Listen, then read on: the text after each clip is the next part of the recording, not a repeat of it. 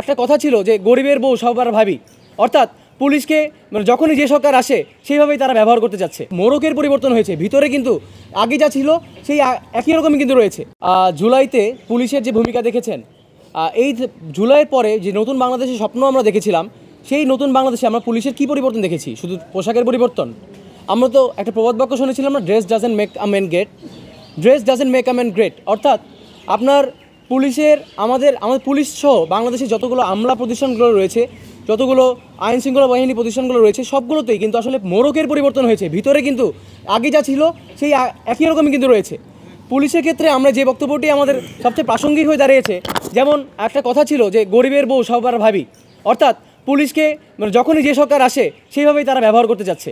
আপনারা দেখেছেন বাংলাদেশ গত 16 বছরে যে রেজিম প্রতিষ্ঠা করেছিল শেখ হাসিনা যে পুলিশ বাহিনী তৈরি করেছিল, বাংলাদেশের শিক্ষার্থীরা যেখানে মেধার পরিচয় দিয়ে যারা রাজপথে আন্দোলন করেছিল, বিভিন্ন কোটা সংস্কার আন্দোলন, আপনারা দেখে থাকবেন 2018 সালে কোটা সংস্কার আন্দোলনে পুলিশের যে ভূমিকা ছিল, তারপরে যে কোনো যৌক্তিক আন্দোলনে বিসিএসের এই 46তম বিসিএসের যে প্রশ্ন ফাঁসের বিরুদ্ধে যে অবস্থান কর্মসূচি ছিল, সেখানে পুলিশের যে অবস্থান আপনারা দেখে থাকবেন। 2025 সালেই এই নতুন বাংলাদেশের পরবর্তী সময়ে 2025 সালেই 44তম বিসিএসের যারা ভাইবা প্রত্যাশী, যারা রিটেন পাস করেছিলেন ভাইবা প্রত্যাশী, তারা যে যৌক্তিক কয়েকটি দাবি তুলেছিল, রিটেনের মার্কস প্রকাশ করা, প্রিলিমিনারি মার্কস প্রকাশ করা, এবং তাছাড়া তারা যেভাবে নন ক্যাডারের যে দাবিগুলো, যৌক্তিক যে দাবিগুলো রয়েছিল শিক্ষার্থীদের সবার যে দাবি, যৌক্তিক দাবি, সেই দাবি আদায়ের জন্য পিএসসি চেয়ারম্যানের কাছে তারা যখন দাবি জানিয়েছিল, তারা যখন আন্দোলন করেছিল, তখনও কিন্তু পুলিশ সেই একই ভূমিকা পালন করেছিল। সেই একই জলকামা, একই টিয়ার সেল,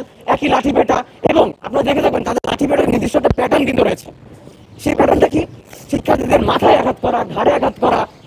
আপনি উন্নত বিশ্বের দিকে তাকান, সেখানেও কিন্তু আন্দোলন হয়, সেখানেও কিন্তু বিভিন্ন অ্যাক্টিভিজম হয়, সেখানেও কিন্তু পুলিশ ছত্রভঙ্গ করতে বিভিন্ন পদক্ষেপ গ্রহণ করে।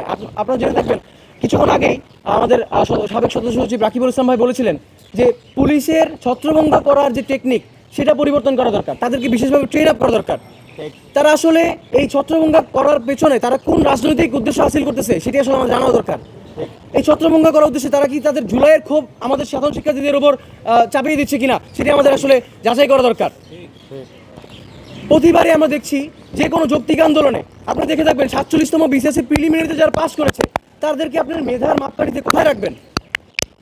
ঢাকা বিশ্ববিদ্যালয় সহ বিভিন্ন পাবলিক বিশ্ববিদ্যালয়, স্কুল, বিভিন্ন কলেজ এবং প্রাইভেট বিশ্ববিদ্যালয় সহ যারা বিসিএস পরীক্ষায় অংশগ্রহণ করেছিল, তারা সেখানে কয়েক লক্ষ শিক্ষার্থীরা অংশগ্রহণ করেছিল, সেখান থেকে গুটি সীমিত, অর্থাৎ কয়েক হাজার প্রিলিমিনারিতে পাস করেছে। অর্থাৎ দেশের সর্বোচ্চ মেধার স্কেলে তাদেরকে কিন্তু রাখা যায়।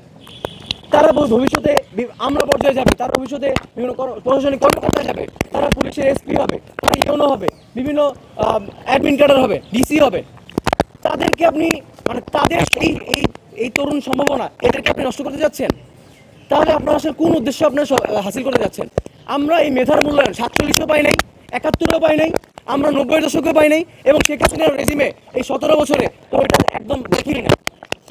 এই 17 বছর রেজিমের যখন পতন হয়েছিল, তখন আমাদের তরুণ সমাজের বড় একটি আকাঙ্ক্ষা তৈরি হয়েছিল, সেটি হচ্ছে এই তরুণ সমাজের মেধাভিত্তিক যে সমাজ প্রতিষ্ঠা, অর্থাৎ বুদ্ধিভিত্তিক সমাজ প্রতিষ্ঠা করার লক্ষ্যে মেধা যাতে যথাযথ মূল্যায়ন হয়, সেটি নিশ্চয়ন আমরা চেয়েছিলাম।